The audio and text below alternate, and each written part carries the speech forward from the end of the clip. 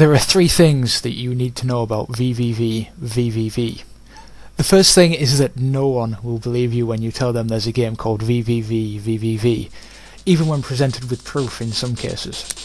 The second is that it looks like an Atari 2600 game, so all of you graphics whores will be missing out on an absolutely fantastic game.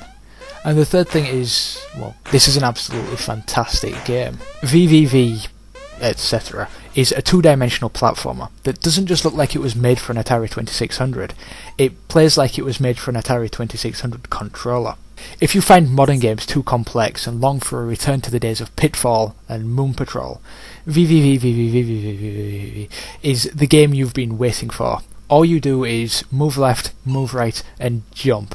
It's extremely simple. I mean, the best ideas usually are, but the twist is, you don't actually jump. Rather, you invert your own gravity. So if you're standing on the floor and you hit the invert button, you'll fly up to the ceiling. Hit it again, and provided that your feet are actually making contact with something, you'll drop back down to the floor. It might be hard to picture in your head just how awesome this idea actually is, but it really does put an ingenious twist on the traditional platformer, while also still playing very much like a traditional platformer. The game begins with you and your fellow crew members on a space voyage that naturally goes horribly wrong. You're forced to abandon ship via a teleporter that leaves you and your crew scattered around an abandoned space station. It's then up to you to rescue your 5 crew members and to return them to the ship. The game doesn't exactly tell a compelling story, but there's quite a bit of well-written and fun dialogue, and computer terminals dotted around the station offer up snippets of information now and then, maintaining a sense of intrigue throughout the whole game as you piece things together. Your first challenge will be to get past a bunch of spikes in the floor, which you do by inverting your gravity so you can run along the ceiling. It's simple enough. Then you have to navigate your way through a series of fast-moving, lethal objects, inverting all the way. Still simple, but you've probably died a few times by now, and you'll have discovered how the checkpoint system works. The game doesn't use lives, and the generous checkpoint system lets you take another stab almost instantly. I've decried this sort of thing in other games, most recently in Bioshock, but it works in VVVVVVV because the game is so, well, not difficult exactly, but so unforgiving. You'll die so many times, and so often, and so repeatedly, that the game will be infuriating without the checkpoint system. But with the checkpoint system, the game is never frustrating. On my first playthrough, I died some 650 times. That's an average of once every 9 seconds. That may sound like a temple-rubbingly, hair-pullingly, hole-punching-in-wall-ingly frustrating thing, but it isn't. That you can jump straight back in and take another pop keeps the frustration to a minimum, even when faced with constant death. And it achieves that by putting you in a just-go-for-it mentality. A lot of other platformer games, even the ones that also use fairly generous checkpoints, will put a strong emphasis on you placing value in your life. I'm thinking of games like the 2D Oddworld games, and this slows you down as you overthink the situation, and when you die, it brings with it a sense of loss and failure, and getting through an area is relief as much as satisfaction. VVVVVV is the opposite of that kind of game.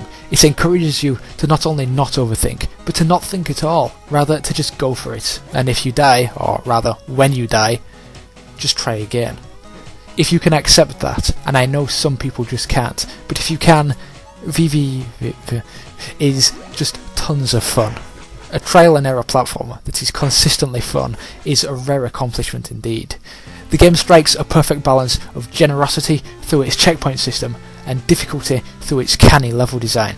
And oh, the level design really is canny. Things do start out simple, dodging a few things here and there, but soon you're facing faster moving objects, moving platforms suspended over spikes, and disintegrating platforms, amongst other things. And this is just on the first level. And these are just baby steps compared to some of the stuff you have to do later on, as new gameplay mechanics are introduced. But before you get to those, you'll get to check out the overworld map. This area feels like a Castlevania castle. There are winding passages, teleporters to help you get around, and some rather awesome things for you to discover. What there aren't are enemies, or for the most part, hazards. This does make moving around the overworld a little stale, as all you're doing is running around until you find the next area, and there's obviously no brain power required for that. It's just a matter of running in the right direction.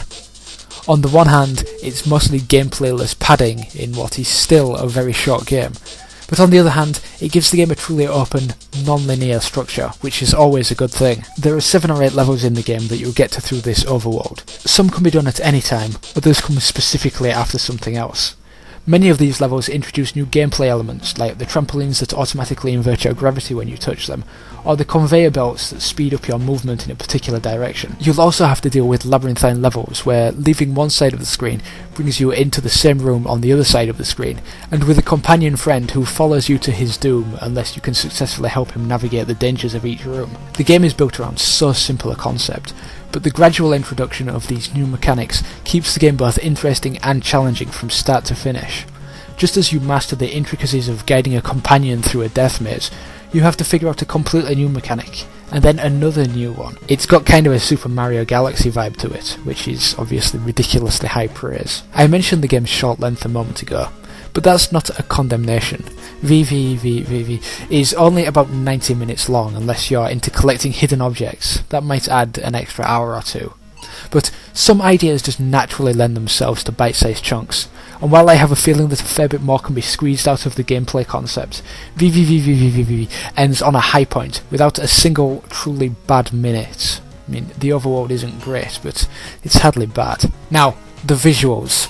I know that you've already formed an opinion of them, Mike, and I know that I can't change your pig-headed, narrow-minded opinion, but I really love them.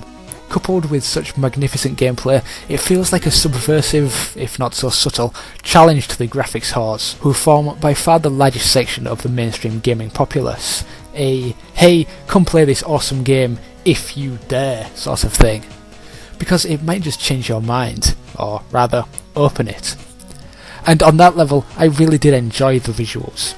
I also enjoyed the sense of nostalgia that came with it. The Commodore 64s and the Spectrums and the Atari 2600s were my first gaming experiences, so looking at VVVVVV is for me like finding my school books from my first year of school in the attic. It's the kind of game that is easy to dismiss visually, but there are definitely merits to the style. The music is similarly retro, but it's a lot catchier than it has any right to be. When I first heard it, I thought straight away I'd be switching it off after a few minutes, but a few minutes later I was humming along to it.